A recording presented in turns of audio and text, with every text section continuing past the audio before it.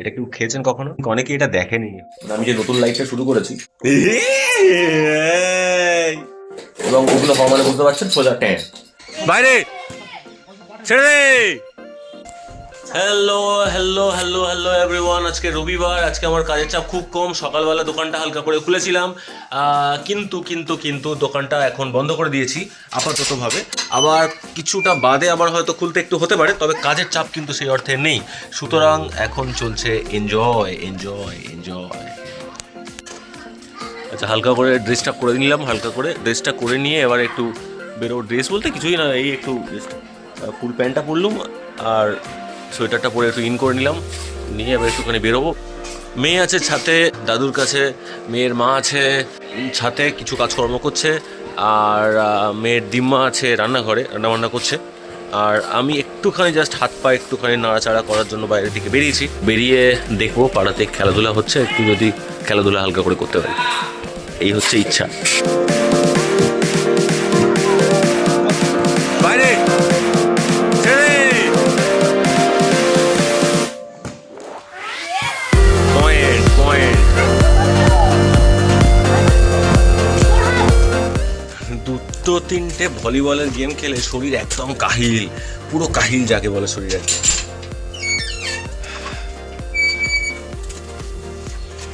দেখি আমার মেয়ে কি করছে, এবার এর সঙ্গে কুচুম কাচুম করবো একটু।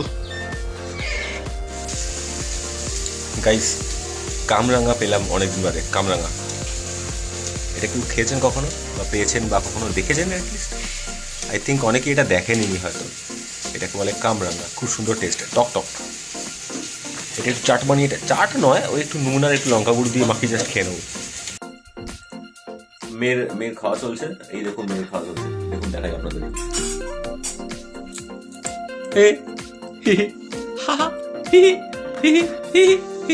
আচ্ছা, যে আওয়াজগুলো করছিল একটু করো আওয়াজগুলো। বাই বাই গাই গাই মই মই গাই গাই মই ডই ডই মই মই গই গই গিং গিং গিং গিং পিং পিং পিং পিং পিং চিকেন মটন পিং পিং পিং। এই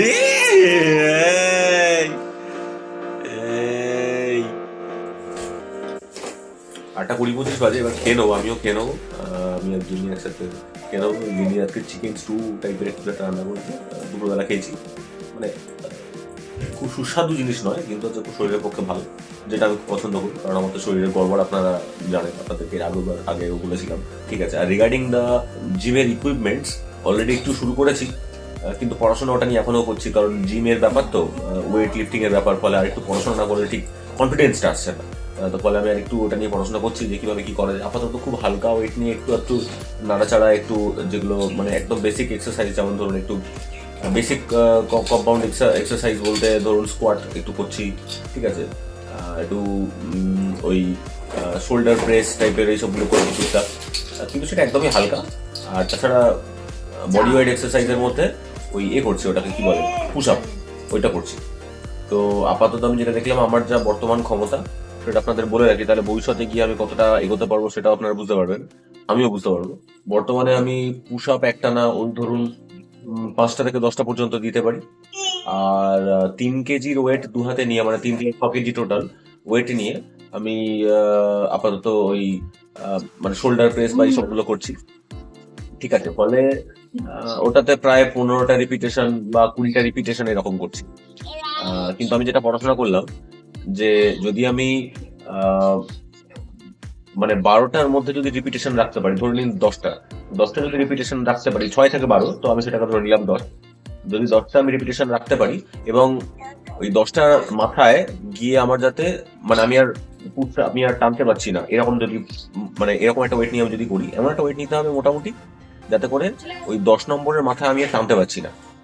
তো এরকম যদি ওয়েট নিয়ে করতে পারি, তাহলে সেটা মাসেলের জন্য খুব ভালো, মাসেল রিকভারি, মাসেল গ্রোথ বা এইসব ব্যাপারগুলো নাকি খুব ভালো হয়। এটা নিয়ে আমার আর একটু পড়াশোনা করতে হবে। একটু আধা ক্যাচরা ভাবে আপনাদেরকে বললাম, আমি আধা ক্যাচরা ভাবেই বুঝেছি, ফলে আর একটু পড়াশোনা না করলে আমি ঠিক বলতে পারছি না যে অ্যাকচুয়াল বিষয়টা কি।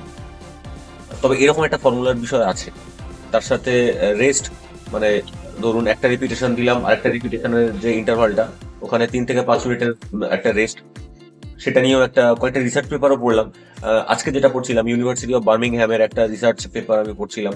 সেখানে ওরা বেশ কিছু পুরুষ মানুষকে নিয়ে একটা রিসার্চ করেছে, যে একটা পরিসংখ্যান বার করেছে যে কতটা রেস্ট, যে টাইমটা ওটা কতটা হওয়া উচিত আইডিয়াল রেস্ট টাইম, সেটা নিয়ে একটা রিসার্চ করে। তো সেগুলো পড়াশোনা করছি, একটু চেষ্টা করছি যে দেখি কতটা কি শিখতে পারি।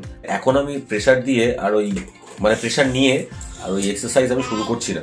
তার কারণ বুঝতেই পারছেন, মানে এক্সারসাইজ শুরু করা মানে রাতের ঘুমটা কতটা জরুরি। এটা নিয়ে আমি পড়াশোনা আগে ভাগে করে ফেলেছি, রাতের ঘুমের ব্যাপারটা। কারণ ওটাই হচ্ছে রিকভারির আসল সময়। যদি রিকভারি ঠিক না হয় তাহলে শরীরে কর্টিসলের মাত্রা বাড়বে, আর কর্টিসলের মাত্রা বাড়া মানে বুঝতেই পারছেন হার্ট অ্যাটাক থেকে শুরু করে যাবতীয় স্ট্রোক থেকে শুরু করে যাবতীয় ভুলভাল রোগ এসে বাসা বাঁধবে শরীরে। এবং ওগুলো হওয়া মানে বুঝতে পারছেন সোজা ট্যাঁ, তো ট্যাঁ বলা তো যাবে না। ফলে হচ্ছে এগুলো নিয়ে আমি একটুখানি ভাবনা চিন্তা করছি, আরও পড়াশোনা করছি।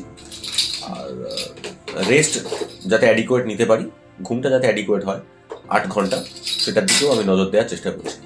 তো যতদিন না পর্যন্ত ঘুমের টাইমটা আমি ফাইনাল ফিক্স করতে পারছি, ততদিন পর্যন্ত আমি এক্সারসাইজটা মানে সেই স্কেলে করব না, এটা আমি ঠিক করেছি। আর এই সময়টাকে, ইন্টারভ্যালটাকে আমি কাজে লাগাচ্ছি যে একটু পড়াশোনা করে নিই, একটু জেনে নিই যে অ্যাকচুয়াল কী পদ্ধতিতে এক্সারসাইজগুলো করতে হয়। তো আমি যদি কিছু এছাড়া আরও কিছু জানতে পারি, আমি সেটা আপনাদেরকে অবশ্যই জানাবো। আর আমি কী এক্সারসাইজ করছি, কীভাবে করছি, সেটাও আমি ভিডিও বানাবো।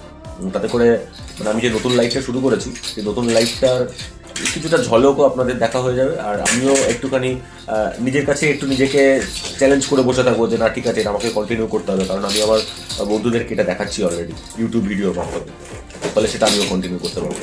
যাই হোক, আজকে আমি চেষ্টা করবো 10টা সাড়ে 10টার মধ্যে ঘুমিয়ে পড়ার, দেখি কি হয়। অবশ্যই মেয়ের সাথে একটু খেলাধুলা ওই সময় করতে হবে, আর ওই সময় মেয়ে কতটা সাথ দেয় সেটাও একটা দেখার ব্যাপার আছে। তো বেসিক্যালি মেয়ে মা ঘুমিয়ে পড়বে, ওটা দেখে আমি ঘুমোতে যাই, ওটা তাহলে একেবারে মেন্টাল স্যাটিসফ্যাকশন চলে আসে।